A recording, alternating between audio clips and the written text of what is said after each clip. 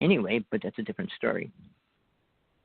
I don't associate myself personally with the Anunnaki. I don't want to be an Anunnaki. I wouldn't want to be an Anunnaki.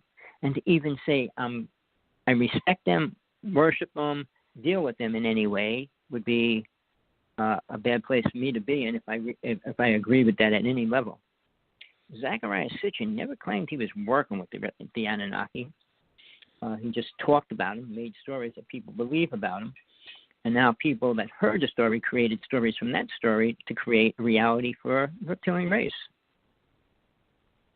Well, if there's multiple races out there, so to pinpoint which one's really this race and that race, like the Draconians, the dragons, whatever, there's only a few names that we talk about, and there's many more races here.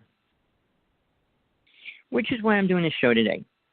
Because everywhere I go, every day, I hear a story better than the one I heard yesterday. I'm dealing with a couple people. I'm sure you all know Carrie Cassidy. And I've been going back and forth with her about a couple different things. She's been sending me links, telling me about the speaker she had on. Well, my viewpoint of a whistleblower, sadly to say, I wish they were all telling the truth. They might be telling the truth of what they believe is true. So does that make it a lie? Not really. But is it real? No. Program. If you get a program, I'm going to have to shut my window, but it's going to be like 120 degrees in here. Hold on. Well, we're going to be hearing kids yelling and screaming. So, and I can't put the fan on because that'll overlap the noise on my microphone and it'll mess it up. So we have people, all walks of life, rich, poor, famous, and not.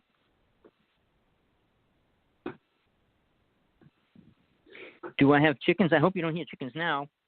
But yeah, we have chickens and roosters all over our property every day. I'm in a section of Hawaii where that's all you see. I take my dog for a walk down to the ocean, to the cliffs, and I must see about 10 families of chickens every day. They're not outside. I just closed the window. But yeah, they're here. They're always here. I tried chasing them away, and I gave up on that. I was going to try to catch them, but I've been catching every day for a year. And I said, is it really worth it? I'm thinking of starting getting a chicken farm. I mean, set up a bunch of chickens so I can have chicken eggs at least. But that's a different story. It's kind of weird here in Hawaii what's going on with the volcano, with the air, and everything else. So now, when we talk about people with these ideas of who they say they are, I'm a walk-in, okay? The newer one is implant, means an alien implanted a soul inside them. Well, who knows what they did to the soul that was inside it originally, but these people go on about that. So if you're searching, I mean, I don't want to go into these people's stories because I don't believe most of them, and there is no reason to. Even if it is true, what good is it going to do me or anybody else? Tesla and Einstein both said they worked with aliens.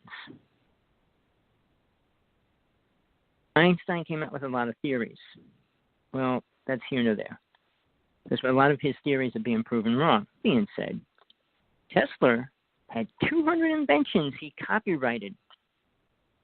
The U.S. government took about 50 of them, meaning one of them was the worst weapon on a couple of them are the worst weapons on the planet or devices on the planet that can be used for destructive and evil uses. The HARP system, number one. Tesla was able to create earthquakes in 1900, in the early 1900s, within those couple of years. They had to break into his office to shut it down, or he would have leveled a square block in New York City. So his technology was way out there in a lot of ways. He was creating a doomsday weapon. He was creating a shield to protect the planet as well. So he had a lot of things going. Einstein, on the other hand, gave us a lot of theories to keep us from moving forward. When he said we couldn't travel faster than the speed of light, he didn't know what he was talking about. I knew it when I was a young child, when I saw my first UFO. So when these people talk out of science or schooling and all that, how real is it? I mean, when they smashed the atom, they didn't know what was going to happen. Now this CERN is trying to crash two atoms together to create a black hole.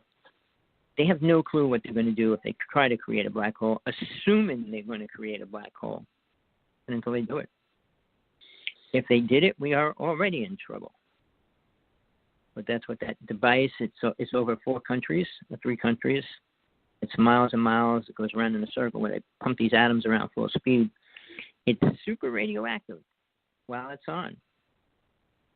They don't talk about a lot of things because it broke down, it heated up, and just burnt, and they never said anything. We can go into all these things, like Fukushima is still affecting the planet in a really serious, bad way. But who's going to talk about it? Japan? No, they're just sending people to Hawaii to live. And Hawaii is not going to be the place for them to live either. So when we go to people saying they're walk-ins, ask them why they're here. What can they do? We watch, and you'll hear. I mean, it's just like the movie, if you ever saw it, it was called The Watchers. Why Spirit created watchers to watch things going on here. Somebody, a good friend of mine, said Mother Teresa was a watcher. She was watching the planet, and then when she went back, she told them what was going on. But she did a lot of things that were against her religion before she died.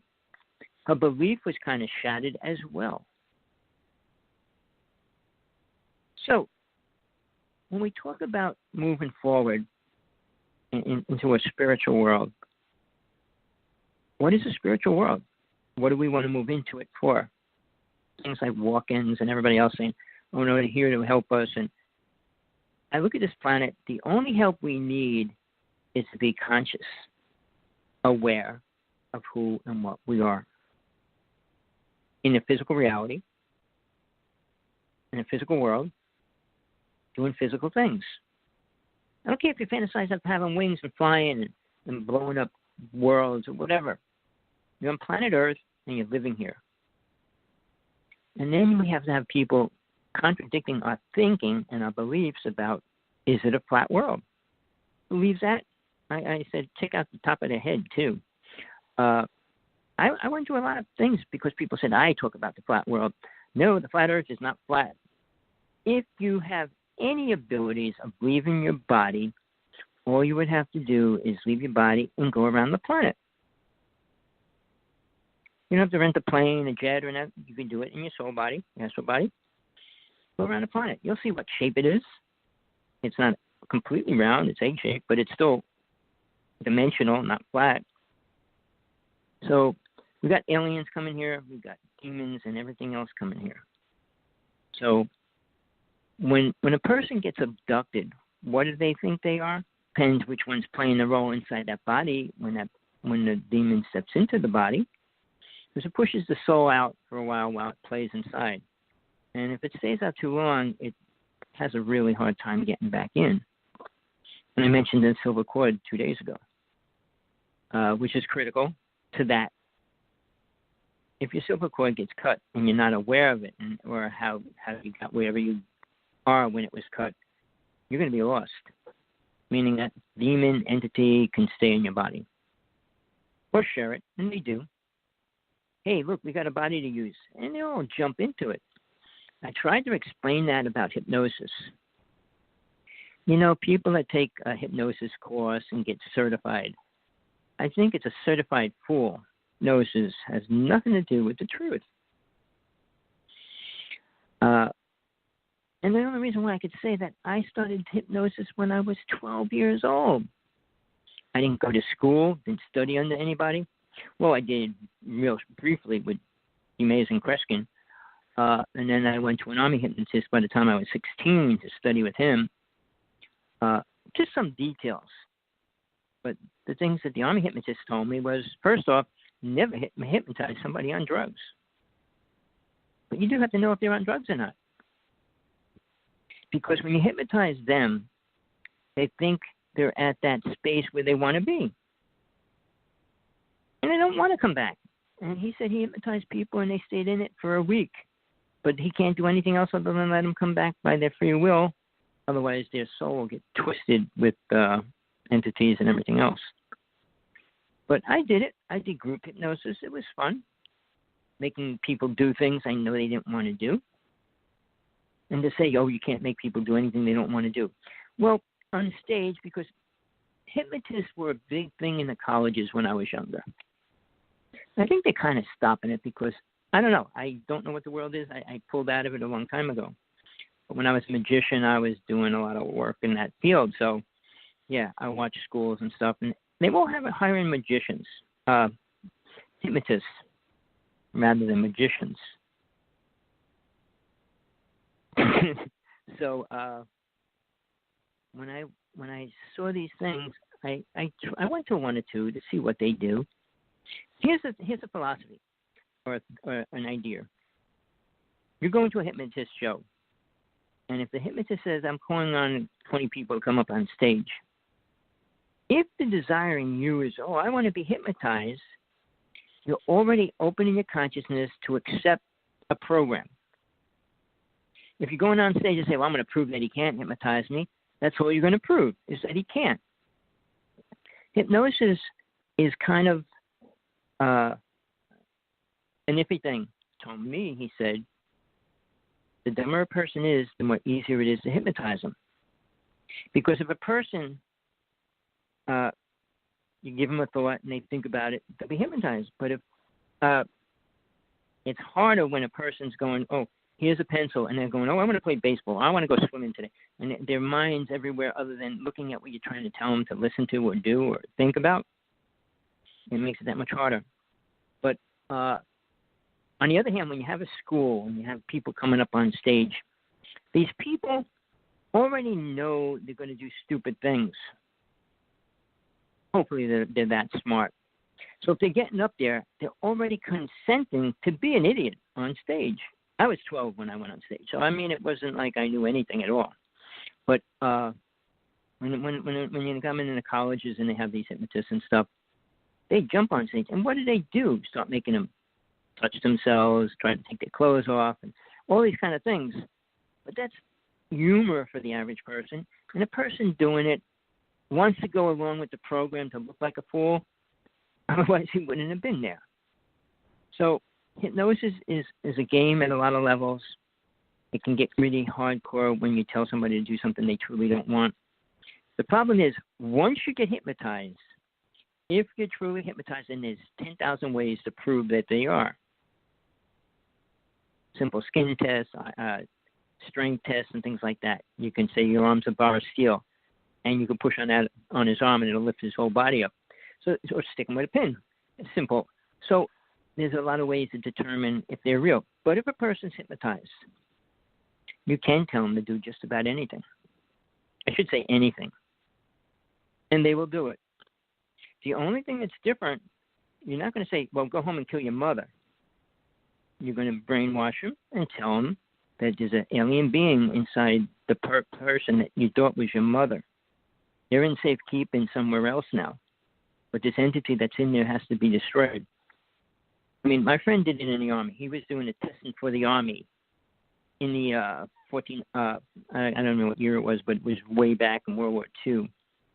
So they had plate glass, and they gave him a gun. Oh, I missed that. Come back with that sentence. I don't know what you just said. Somebody asked me about, hold on, let me pull him back up. Would you say that asleep are effectively hypnotized? No, because asleep, you don't have to do anything, and you probably won't. I know if you go to a person sleeping and say, hey, jump up, they're not going to jump up. Even when you're trying to tell a person sleep and get up, they don't want to get up. So asleep is a different space. When you're doing hypnosis, it's a matter of splitting the consciousness within the mind itself. And when you do that, soul separated. And soul is who you are. So when you separate that, you got a problem. And then what I was trying to say is a lot of these entities and everything could come into it So I'm not saying you can't become a walk-in.